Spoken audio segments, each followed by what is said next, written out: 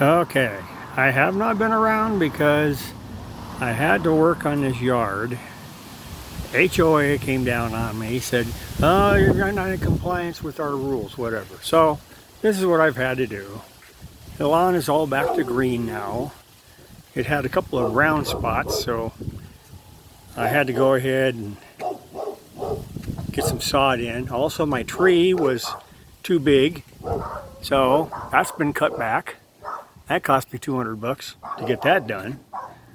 And sod, well, most of that, my daughter Becky helped me with that.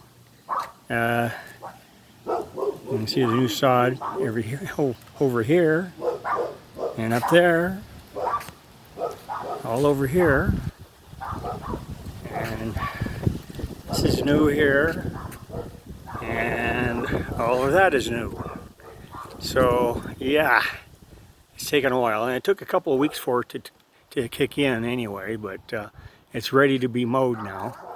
But I got the sod at Home Depot. It was like almost 10 bucks for every 1.5 to 8 foot long roll, and I got 40 rolls, so I had more than enough to do what I wanted to do on the yard. But anyway, that's what I've been up to. But at least today I got my letter back, or email back, that thanked me for being in compliance, and my case was now closed. And I sent them pictures of it, and they were happy with it, so that's it. We're done. But yeah, that's the problem living in HOA. You signed a big old book of rules, and one of them is keep your yard up. So, but some of these yards are really in bad shape. See, now my neighbor said she never got anything, yet hers is all dead up here on the gutter strip, and mine isn't, but hers is. And then next door, these guys are renters. They never mow this lawn, hardly at all. It's like months before they mow it. That's why it makes my yard look bad too, and everybody else's. And look at this. This is all dead. Dead lawn everywhere. Over here, around the trees, in the middle of the yard. I mean, and then look at the gutter strip over there. All the way down, totally dead. Every last bit of it dead. And yet, they didn't get a letter. You know who gets the letter?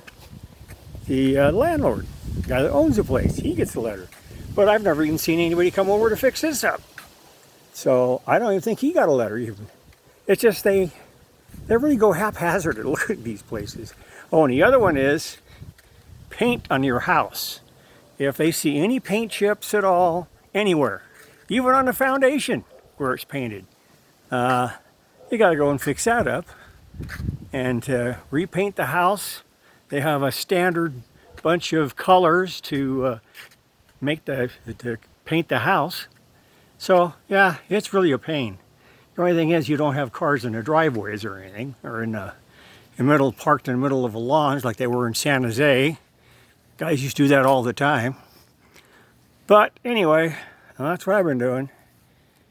And I'm really limiting my time on YouTube anyway. So bye for now.